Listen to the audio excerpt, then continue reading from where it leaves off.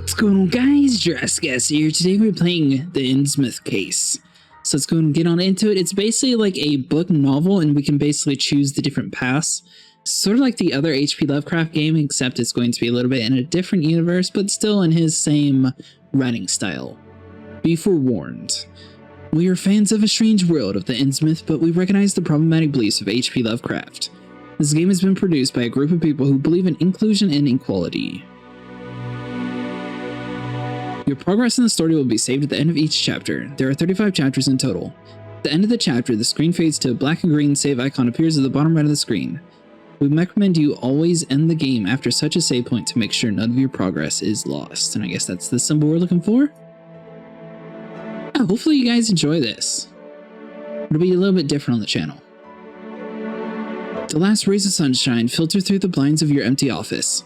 The pathetic stench of whiskey, cold cigarette smoke, and a canned ravioli fills the air. The stretching tires and constant beeping of cars' horns out there on the street tell you that it's gone 8 p.m. People are on their way home, finishing their day. You should join them. You decide to stay at your desk or to go home. I feel like we should probably go home. It's been a long day at work and we're probably ready for it, so we're going to go home. You breathe a deep sigh. It may have been a successful day, but at least it's over. You are looking forward to a classic Friday night, watching an old mystery series at home with your sweatpants and getting drunk on cheap booze. Since the early afternoon, you've been staring at the foreboding bottle of liquor at the other end of the room.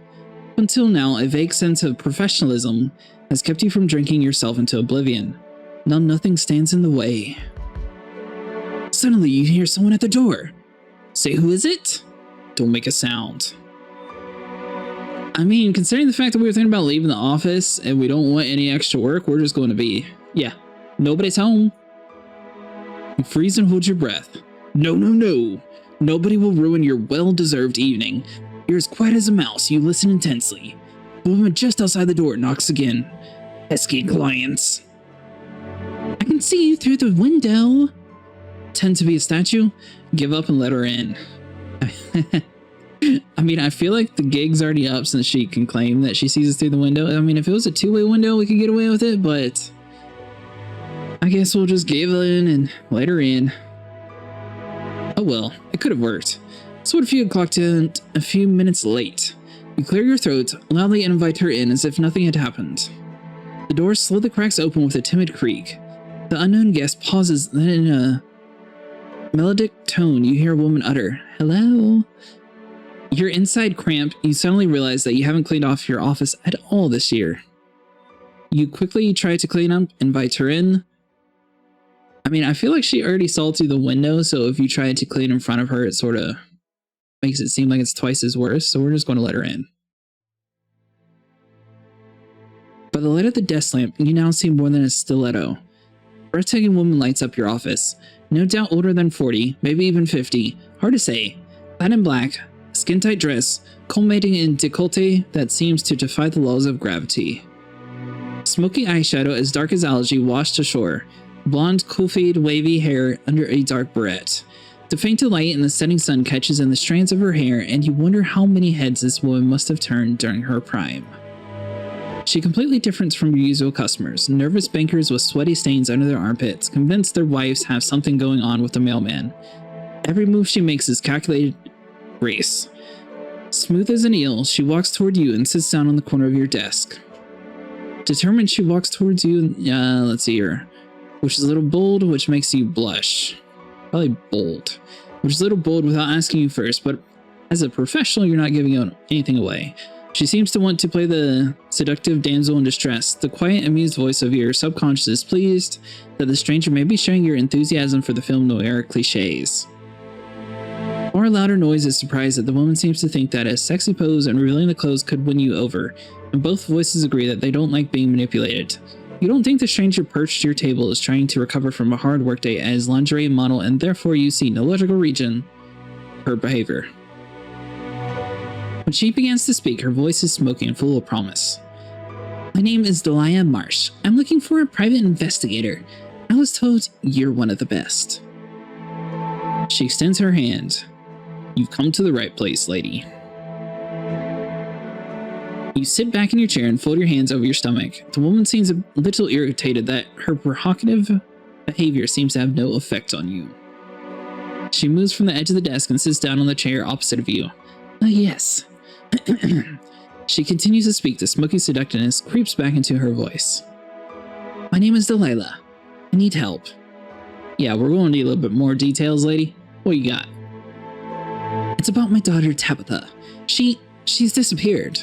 You're pulling out the paper and pencil. This is going to walk in the park.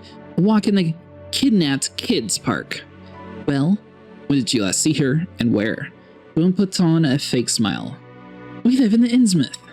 It's a small port town north of Arkham. Uh-oh. You frown. This is a bit vague. Was your childhood doing something when you saw her? What hobbies does she have? Oh, just the usual kid stuff. They just run around and, with their yo-yos and that sort of thing. Does your daughter have any friends? Yo-yos. What about her father? What does your daughter look like? I mean, I feel like we should probably ask about the father, but what the daughter looks like is probably the second choice we would go with. Delilah smiles sadly. My little one can't swim well enough for that yet. Wait, what? About to have this father. Are you separated? Then children reappear with family members. What does that have to do with... What is this? Alright, hold on. Your pen remains on the same spot in the notepad. What was that supposed to mean? Sweet, alright. So our dude is as lost as we are. Delilah is about to continue. Let her talk. Dig deeper. Excuse me, but... You're struggling to find the right words to respond to such a cryptic statement. What the heck do you mean by that? The kid can't swim enough? Delilah turns up her nose. She doesn't seem comfortable with you asking personal questions. She still responds. Oh, just an old village. Saying, our old village. She smiles, but it doesn't reach her eyes. Delilah turns her gaze away from you and looks dreamily, no longingly out of the window. Her father was a fisherman. Like most in the village, a few years ago he went out to the sea, but he's never returned. His boat was washed ashore weeks later. His colleagues told me that they had finally found the call of the waves. You keep quiet for a moment. Deceased family members are always a sensitive subject. My sincerest condolences. She seems calm. Oh, somehow I always knew that moment would come. I think my husband is in a better place now, and at some point I'll join him. You take a closer look at Delilah's outfit. Judging by her behavior and clothes, you would never have taken her to be a fisherman's wife. You inquire about more details of the case, Delilah's financial situation. Forgive me for asking, what do you do for a living? Delilah's jaw tenses. I work in the Innsmouth tourism department.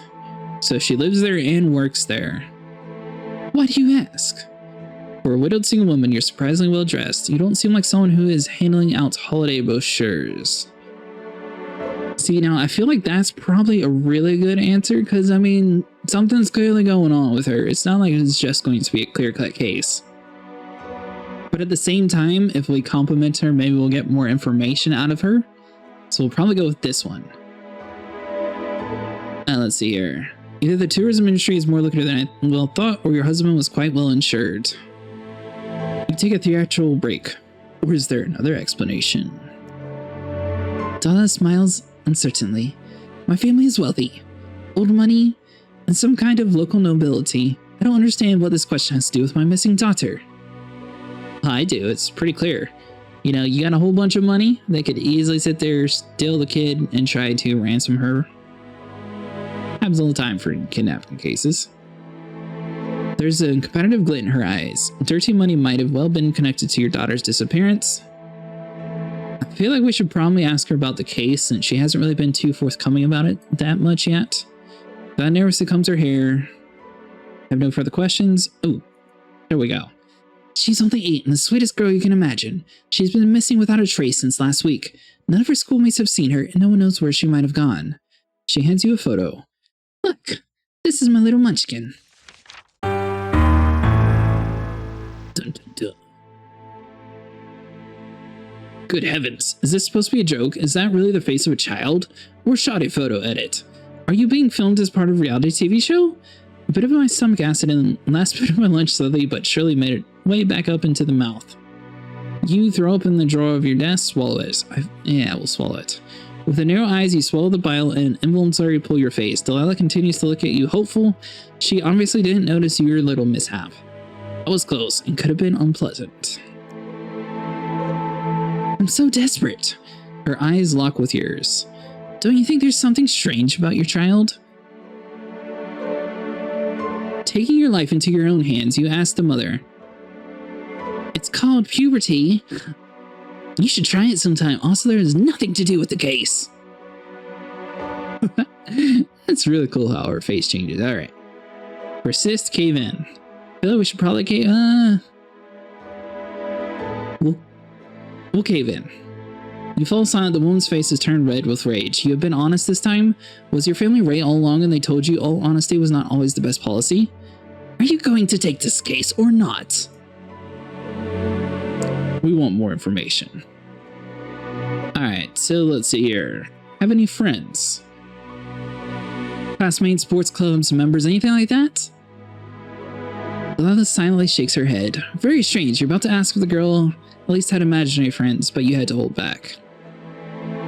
I don't think the yo-yos are going to be anything at all for the case. I have no further questions. You mumble more to yourself than to her. Delilah stretches her neck impersibly. No doubt she would like to take a look at your notebook. Your pen hovers over your notes you've taken. Missing daughter, dodgy lady, that's it. You've worked with less. I mean, I feel like we should be able to do it. I'm going to assume her money has a lot to do with this case, so we're just going to accept it.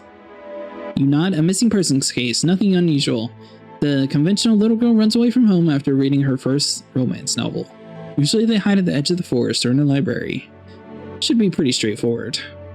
Before you can say anything, she drops a photo of the child and rolls the bills on your desk for your expenses. You nod slowly, trying not to drool down the front of your shirt. You have seen this much money in ages. You don't have much time to prepare. A quick search reveals that the only bus goes to Innsmouth and only once a day. Counter emerges in your research. The few news items related to this little coastal town are all about missing persons. In addition, you find some rather old-fashioned articles that praises the coastal town as a secret holiday destination. The best fish, untouchable beach promenade, authentic fishing people are the reoccurring buzzwords. Delilah has given you the address at which you're supposed to drop off her daughter as soon as you find her. She also wrote down her phone number on the child's photo. You take another look at the photo before you pick up your things. I mean, she doesn't really look too much like the mother. The next morning you travel. Of course we're going by bus, we're not hitchhiking. Boston, 22nd of September. The journey begins at a bus station, therefore it is supposed to be a bus line that departs from here to Innsmouth. Buses, you think to yourself, are not only environmentally friendly means of transportation, they're also easy on the wallet. Sadly, the departure boards aren't much of help. New York, Maine, Rhode Island, no traces of the Innsmouth as a destination. You wander around for a while until you notice a cleaner eating a sandwich on the side of one of the vending machines. You talk to the cleaner and continue searching on your own. Hey pal, you know where to go? Excuse me, where can I find the bus to the Inns? Without letting go of his sandwich, the cleaner points to an abandoned counter in the dingiest corner that the public bus station could be capable of. The man giving you a nod indicating that anything can be said has indeed been said. You find the counter is elaborately decorated with cobwebs. It's a bit early for Halloween preparations, but at least someone's made an effort. At the moment, no one seems to be there. You press your face up against the plastic window to peer into the room. Hello? Is anyone there? I have to go to the Innsmouth. No one's there. Suddenly, out of nowhere, a bus ticket appears on the counter. Might the trip be free? Leave a donation, take the ticket. I mean, I feel like since we're probably on the job and our boss knows we're going to spend some money, it's on the company's dollar. You staunch defender of the law, it goes without saying that you pay. You put a few coins in the bowl underneath the foggy glass window. Hopefully they won't be stolen by the next passenger. Even if someone were sitting behind the counter, you wouldn't be able to see him, it's just too dark. You are distracted for a few seconds and suddenly there's some change on the counter. What's that? And amongst the coins, a small golden fishing hook. How strange. Where's the bus hiding? In between the polished greyhounds and travelers stowing their luggage, saying goodbye and dropping tiredly into the seats, there's a kind of dumpster. A dumpster with windows and wheels? No, it's actually a bus. It's a bit on the rusty side, and even from a distance you sense the strange smell it emits. Is that sulfur? You're not convinced how this thing is supposed to drive. In its vicinity, everything is noticeably quieter than the other bus stops. The people getting on show no sign of emotion. Nobody is trying to jump the queue here. Instead, the passengers move past the bus driver at the uniform speed, one after another, shuffling the creaking steps. Each two-seater bench is occupied by individuals as if they want to make sure not to come in contact with their fellow passengers. The sign clearly says Innsmouth. No departure times, no stopovers, just Innsmouth. Undecided. Let's see here. So we can talk to the driver, show your ticket, sneak past in silence. You stop the passengers behind you, wait patiently. It's impossible to make eye contact with the bus driver. He stares rigidly at the steering wheel. After all, he seems to be a focused driver. Excuse me, sir. No reaction. You look over your shoulder and still the people in line behind you remain calm. Show your ticket? Yeah, here you go. You hand the driver the ticket, no reaction. At least you can't make out a reaction. The lighting is poor and the shadow of his dusty driver's cap cover almost his entire face. You notice something strange on his neck, but you can't quite make out what it might be. You're standing in the door waiting for an okay, a nod, anything. The sulfur odor has increased, a queue has been formed behind you, but no one is pushing or complaining. The people wait quietly and patiently. Get out of here, say something, just keep walking. I feel like we should just keep on walking.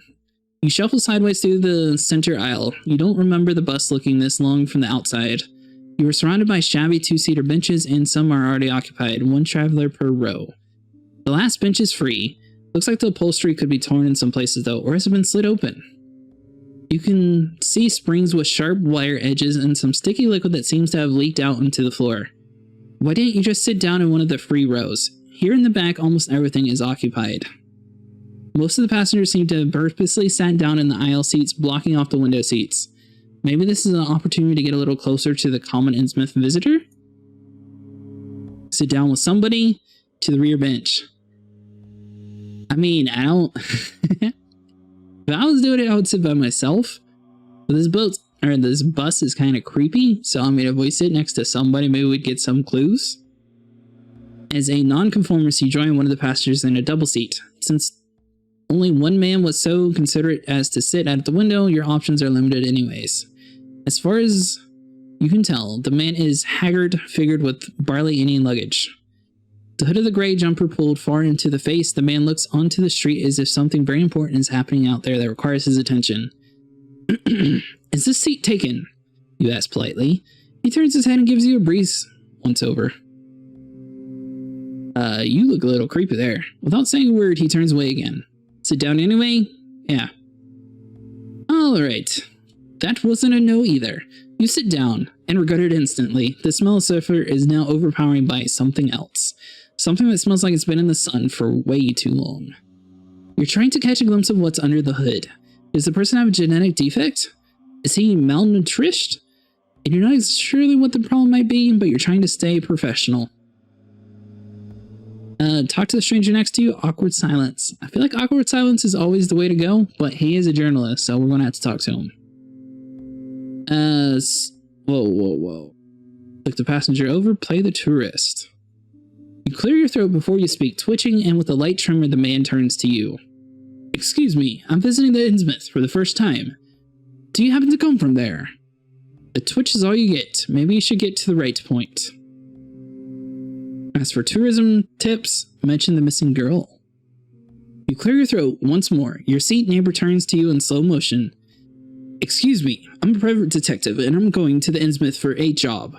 You pause for a dramatic effect. Mentioning you're a professional usually impresses people and their eyes go large with surprise. The Innsmouth gentleman also has big, glassy eyes, but it seems to be more of a medical problem. You fish the photo of the missing girl from inside the pocket of your coat. Tabitha Marsh has been missing for a few days. Think that she may be hiding with friends. Have you seen her? He looks at the Polaroid photo, then slowly shakes his head. Dead end. You put the photo back inside your pocket of your jacket. The small talk has been really slow, so you decide to let it go. This ride has taken forever. The bus leaves the country road and turns off at a wooden sign that says Innsmouth in red flaky letters. The journey continues rather bumpily along a narrow dirt road littered with numerous potholes. In the distance, some houses are already visible. Seagulls circling the roofs at the outermost edge of the city. Slowly, all passengers take their bags from under the seats and get ready. Curious, you look through the front window, the side window. I mean, I feel like we'll do the side window. Because we're sort of sitting next to him. It should be fine. That's odd. Bus passes by a huge, what is this? A scrapyard? Parking lot?